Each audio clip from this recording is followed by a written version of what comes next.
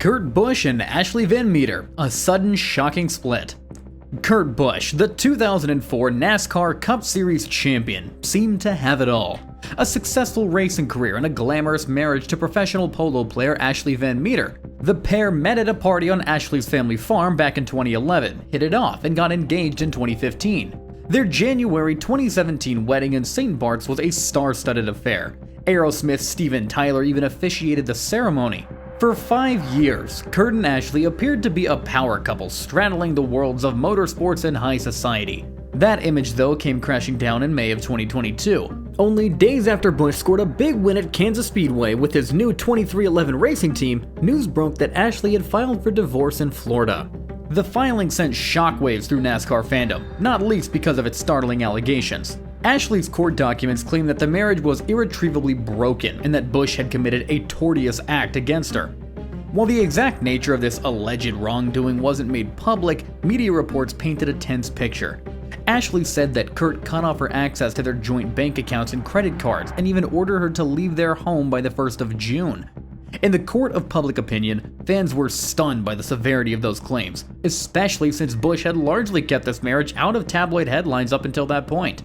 Kurt Busch addressed the split with a measured public statement, clearly aiming to dampen the drama. "I'm heartbroken to confirm that my wife Ashley and I are working to dissolve our marriage," he announced via a representative and reporter Bob Pokras, emphasizing that divorce is a personal and private matter and pleading for privacy. That respectful tone did little to stop the rumor mill, but it did signal Busch's desire to keep the matter civil. Indeed, aside from confirming the breakup, Busch offered no further details, asking everyone to let them handle things quietly. It was a sobering moment of vulnerability for the often tough-as-nails driver. In the end, the Kurt and Ashley saga showed that even a veteran racer known as the Outlaw wasn't immune to a very public, very painful divorce. Danica Patrick and Paul Hospenthal, amicable end of a fairy tale. While Kurt Busch's breakup played out with unexpected drama, Danica Patrick's divorce was a different story. One marked by mutual respect and a gentle closing of a chapter. Danica burst onto the racing scene as a trailblazing female driver, and in her personal life she married physical therapist Paul Hospenthal in 2005 when she was just 23. The two met in 2002 while Paul was helping Danica rehab a yoga injury, a chance encounter that blossomed into romance. Despite a 17-year age difference, Paul was in his 40s, Danica in her 20s, they tied the knot and Paul became a steady, supportive presence as Danica's star rose, first in IndyCar racing and later in NASCAR. By late 2012, however, the fairy tale had quietly run its course. On November 20th, 2012, the day after Danica was honored as the nationwide series' most popular driver, she announced on Facebook that she and Paul were amicably ending their 7-year marriage. In her heartfelt message to fans, Danica wrote, "This isn't easy for either of us, but mutually it has come to this," adding that Paul has been an important person and friend in my life, and that's how we will remain moving forward. There were no sordid accusations, no fiery interviews, just a candid acknowledgement that sometimes people grow apart. When Danica formally filed for divorce in January 2013 in Arizona, the legal paperwork simply cited an irretrievably broken marriage with no reasonable prospect of reconciliation. The documents noted the couple had a prenuptial agreement, no children, and even affirmed there had been no incidents of domestic violence, underscoring how undramatic and orderly this split was. Media coverage of Danica's divorce was respectful and relatively low-key, focusing on her own statements. Fans who had watched Danica become a household name reacted with surprise but also support. Many admired how she handled the situation with class. Shortly after, attention turned to Danica's next chapter. She began dating fellow driver Ricky Stenhouse Jr. in 2013, a pairing that generated its own buzz in the NASCAR world. But in the context of her marriage to Hospenthal, there was no public mudslinging. In interviews, Danica stayed true to form by avoiding private life details, even telling reporters she wouldn't discuss the split beyond her Facebook post. In a sport filled with high-octane drama, Danica Patrick's divorce stood out as an example of a graceful parting. Allmendinger and Lynne Kushnirenko, turmoil on and off the track. Not all NASCAR love stories have a smooth ride, as Allmendinger's first marriage proved that AJ, affectionately nicknamed the Dinger, found early career success in open-wheel racing, and along the way, he also found love in the Champ Car paddock. In 2005, he met Lynne Kushnirenko, a Canadian model and former Miss Molson who was working a public relations job in the Champ Car series. Sparks flew between the charismatic young driver and the beauty queen. As their bond grew, Lynne shifted her career from chiropractic studies to modeling, often supporting AJ at races. The couple married in January of 2007, with AJ transitioning to NASCAR soon after. For a while, it seemed like AJ had it all, a promising NASCAR drive and a loving wife by his side. Even their pet dog, Misty, had a brush with fame, making a cameo in the Hollywood film Marley and Me. However, by 2012, AJ's life hit a rough patch that strained everything, including his marriage. 5 years into their reunion, AJ and Lynne quietly filed for divorce, marking the end of their marriage just as his racing career was facing its biggest crisis.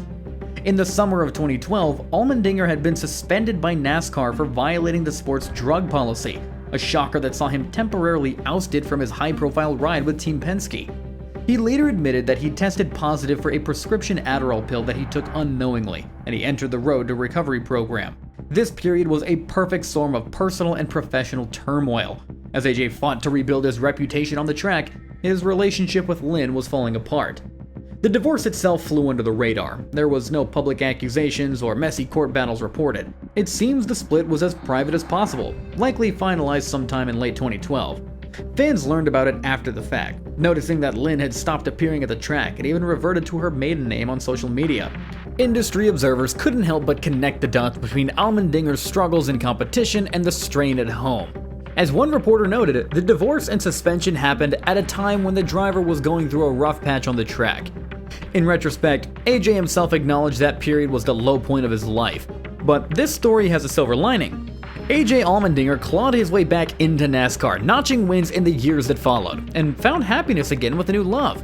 He married Tara Meador in 2019, and they welcomed a baby boy in 2023, a complete personal turnaround. Looking back, the end of his first marriage to Lynne was a sober chapter, illustrating how the pressure cooker world of racing can spill over into home life. Fans were glad to see Dinger land on his feet, but the Lynne era remains a reminder that even in victory lane, life can throw you a curve. Dario Franchitti and Ashley Judd, a Hollywood romance runs its course. When Scottish race car driver Dario Franchitti, a multi-time IndyCar champion who also gave NASCAR a shot, married Hollywood actress Ashley Judd in 2001, it was a celebrity fairy tale that made headlines well beyond the sports pages. Dario and Ashley met at a mutual friend's wedding in 1999 and were instantly drawn to each other's worlds. He loved her intelligence and activism. She became one of his biggest cheerleaders at the track. They enjoyed a 2-year engagement before tying the knot in a beautiful ceremony at Skibo Castle in Dario's native Scotland in December 2001. For over a decade, fans would spot the movie star in her big hats and sundresses, celebrating enthusiastically in victory lane whenever Dario won the Indy 500 or another big race. Their marriage had an aura of glamour and genuine love, blending Ashley's Tinseltown life with Dario's need for speed. By early 2013, however, the pair stunned fans by announcing that they were parting ways after 11 years of marriage. In a joint statement given to People magazine, the couple emphasized that the decision was mutual and filled with respect. "We have mutually decided to end our marriage. We'll always be family and continue to cherish our relationships based on the special love, integrity, and respect that we have always enjoyed." They said this in their public farewell. There was no bitterness on display, only the sadness of two people who had grown in different directions. They noted that they would remain a family, and indeed, they meant it. Tellingly, the breakup statement included no specifics about why or how they would divorce, underscoring that it was an amicable separation of paths. At the time of the announcement, the couple had no children, which likely made the practical side of divorce simpler. What happened in the months that followed proved just how deep Ashley and Dario's bond ran. In October 2013, Franchitti survived a terrifying crash during an IndyCar race in Houston, suffering serious injuries. Despite being estranged, Ashley Judd dropped everything and rushed to his side in the hospital. She famously tweeted, "I have only the clothes on my back and the dogs, but that's all we need, and we are on our way." As she flew out to be with him, the actress thanked fans for their prayers and made clear that, divorce or not, Dario was still my guy and her concern in that critical moment. In fact, at that point, neither had even filed divorce papers yet, leading some hopeful onlookers to wonder if a reconciliation was possible. Ultimately, the marriage did end, reportedly finalized by the end of 2013. Yet they handled it in such a mature and caring way that both the racing community and Hollywood fans applauded them. Industry insiders noted that Ashley and Dario set a high bar for an amicable split, showing that you can end a marriage and still deeply respect and support each other. In the end, even though this romance didn't get a Hollywood ending, it earned a standing ovation for its grace and dignity under trying conditions. Michael Waltrip and Buffy Franks, marriage tested by triumph and tragedy. Michael Waltrip, two-time Daytona 500 winner and one of NASCAR's most colorful personalities, experienced soaring highs and crushing lows in the 2000s. Through much of that journey, by his side was his wife Elizabeth Buffy Franks. Michael met Buffy in 1992, back when he was a young driver still looking to make his mark. They married on November 27, 1993, and for the next 17 years, Buffy was not just Michael's spouse, but an integral part of his racing career. She even took on the role of team owner for Michael's number 00 car when he formed Michael Waltrip Racing, a true partner in life and business. The couple had a daughter together, and for a long time they were seen as one of NASCAR's solid behind-the-scenes power couples. But the demands of racing and the weight of personal tragedy eventually took a toll on the Waltrips' marriage. Rumors of trouble emerged in 2008 when observant fans noticed that Buffy had stopped coming to the race shop and public events. The Waltrips quietly put their North Carolina home up for sale, sparking whispers in the garage that the relationship was on the rocks. Those whispers proved true. In 2010, Michael and Buffy officially confirmed that they were divorcing, ending their 17-year marriage. Neither spoke much publicly about the split at the time, but Michael later shed light on what went wrong, and it was heart-wrenching. In his best-selling memoir, In the Blink of an Eye, Waltrip revealed that he never truly processed the grief and trauma from February 18, 2001, the day his friend and mentor Dale Earnhardt died in a last-lap crash as Michael won the Daytona 500. Michael wrote that he didn't seek counseling or confront the pain, and instead he allowed it to fester and affect his life at home. "I never dealt with the tragedy," he confessed, and that emotional distance contributed to an irreparable rift between him and Buffy. Essentially, the happiest day of Michael's professional life, winning NASCAR's biggest race, was also the darkest day personally, losing Dale Sr., and that paradox haunted him for years. Buffy herself alluded to feeling Michael became a different man after that 2001 accident. When news of their divorce became public, most NASCAR insiders weren't shocked. The signs had been there, but they were certainly somber. Fans expressed sadness, especially knowing the backstory that Dale Earnhardt's death was a factor in the marriage's downfall. In NASCAR, Earnhardt's passing is still an emotional topic, and realizing that it had collateral damage on Michael's family life brought a new layer of poignancy. The Waltrips handled their split privately. Buffy got custody of their daughter and moved on, eventually remarrying a few years later. Michael, for his part, continued to wear his heart on his sleeve. In a way, the end of his marriage to Buffy underscored just how human even a NASCAR champion is. It also showed the wider world that the ripple effects of racing strategies extend far beyond just the track. Michael Waltrip's divorce might not have been tabloid fodder, but it remains one of the most poignant open secrets in the garage. A story of love, loss, and the importance of confronting one's demons before they drive away those who matters most. Brian Vickers and Sarah Kellen, love and scandal in the shadows. Few NASCAR divorce stories are as entangled with outside scandal as the ongoing saga of Brian Vickers and Sarah Kellen. Vickers, a former NASCAR Xfinity Series champion back in 2003 and Cup Series playoff driver, married Sarah in 2013 during the prime of his racing career. Now at the time, Sarah Kellen was just another beautiful young woman by a driver's side. But in 2019, her name made national headlines for extremely grim reasons. Kellen was identified as a longtime assistant to the now infamous financier and sex offender Jeffrey Epstein. In courtroom documents and news reports, Kellen, who has also used the alias Sarah Kensington, was alleged to be a recruiter in Epstein's abusive operations, accused of arranging travel and massages for underage girls, essentially a key player in the heinous scheme. She was even once described by a judge as a criminally responsible participant in the Epstein case, though she was never charged due to an immunity deal from 2008. As the Epstein scandal exploded, Brian Vickers suddenly found his private life under a harsh, unyielding spotlight that had nothing to do with racing. Unprepared for this kind of infamy, Vickers essentially retreated from public view. After stepping away from full-time driving, health issues with blood clots had sidelined him in 2016, he also went silent on social media around 2019 and 2020. The reason, as he later hinted, was the onslaught of negative comments whenever he posted anything. Replies flooded with references to Epstein and demands for answers about his wife. Then, in April of 2025, he re-emerged online with a bombshell announcement. He and Sarah Kellen are divorcing after a decade of marriage. In a heartfelt note that he shared via Twitter, now X, Vickers wrote, "Hey friends, after 10 years of marriage and 5 years under a rock on social media, I'm coming out of digital hiding to share some heavy news. Sarah and I are getting a divorce." He struck a grateful and reflective tone, saying that he was thankful for their years together, the joyous moments and the difficult ones, and that now that the dust has settled, he has gained clarity and is ready to move forward. Notably, Vickers did not explicitly mention the Epstein saga or assign blame in his statement, but the subtext was pretty hard to ignore. "Delete that old version of me in your head. It expired," read a digital sign in the photo that he posted, perhaps signaling that he's eager to distance himself from the dark shadow of his soon-to-be ex-wife's past. The reaction in the NASCAR community was a mix of shock and, frankly, relief. Vickers had largely vanished from the scene, and now people had understood why. Fans and pundits reacted to his divorce news with supportive messages, many essentially saying, "Good for you, Brian." Given Kellen's notoriety, there wasn't much sympathy for her. As one sports writer bluntly put it, "NASCAR fans probably don't feel bad for Brian Vickers here." The consensus was that Vickers deserved a fresh start away from the Epstein mess that wasn't of his making. He mentioned he'll be more active publicly again and even teased new creative moves on the horizon.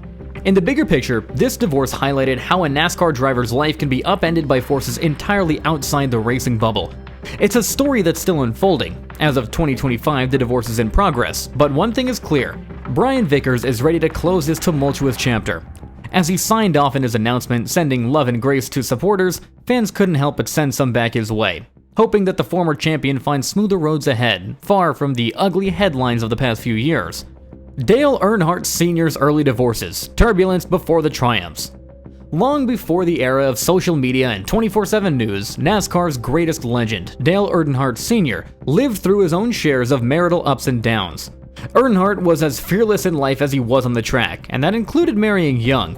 In fact, he was just 17 years old in 1968 when he first said "I do," wedding his high school sweetheart Latane Brown. The next year they welcomed a son, Kerry Earnhardt, into the world, but the pressures of young parenthood and Dale's single-minded focus on racing proved too much for the marriage.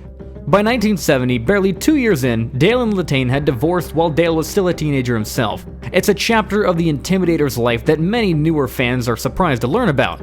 The tough-as-nails champion had already been divorced once before his NASCAR career even began in earnest.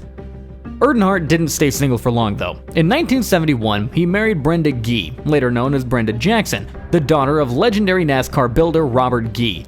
This union brought more children, daughter Kelly in 1972 and son Ralph Dale Earnhardt Jr. in 1974. During these years, Dale Sr. was scrapping to make a name in regional racing, often on the road chasing his big break. The strain was evident. Shortly after baby Dale Jr. was born, Dale Sr. and Brenda's marriage began to crumble. They separated and ultimately divorced a few years later. By the mid-1970s, though, Dale Earnhardt had 2 divorces behind him, along with a brood of young kids, at the very moment that his driving career was about to take off. It wasn't until 1979 that he hit the NASCAR Cup Series like a tornado, winning Rookie of the Year. By then, his personal life had stabilized with a third marriage to Teresa Houston in 1982, the marriage that lasted until his death in 2001. But those early domestic breakups left their mark on the Earnhardt family story. Dale's older son Kerry was raised mostly by Latane, and his 2 middle kids, Kelly and Dale Jr., spent a lot of their childhood with Brenda until a house fire in the early 80s prompted them to move in with Dale and Teresa. In later interviews, Dale Jr. and Kelly would speak about the complicated dynamics of being children of divorce in the racing world. Of course, in the 1970s, none of Dale Sr.'s personal turmoil was splashed across headlines. I mean, he wasn't famous yet, and NASCAR coverage was a far cry from today's media environment. Still, longtime fans and insiders knew of Dale's fractured early home life. Some say that those hardships fueled his ferocious drive to succeed. He was a man who literally had nothing to lose on the track, having already lost 2 marriages due in part to chasing his racing dreams. By the time he reached superstardom, Earnhardt had learned from those life experiences. Friends observed that in his third marriage to Teresa, he seemed more settled and cognizant of balancing racing with family. It's a testament to his character that he remained close with all of his children and even maintained respect for his exes. Brenda, for instance, stayed involved in Kelly and Dale Jr.'s lives and later joined JR Motorsports, the team her kids co-own. Dale Sr.'s story shows that even icons have early chapters they had to overcome. His divorces might not have been public spectacles, but they did set the stage for the family and legacy he ultimately built. In the grand drama of NASCAR history, it's an intriguing subplot. The king of the stock cars had to learn to navigate love and loss before he could conquer the racing world. From messy breakups to career-changing divorces, these stories show that NASCAR drama doesn't stop at the finish line. Which of these shocked you the most? Be sure to let us know down in the comments below. And if you want more untold stories from the track and beyond, be sure to hit that like button, subscribe, and turn on notifications. Because here at the NASCAR Explainer, we break it all down. Thanks for watching, and I'll see you in the next one.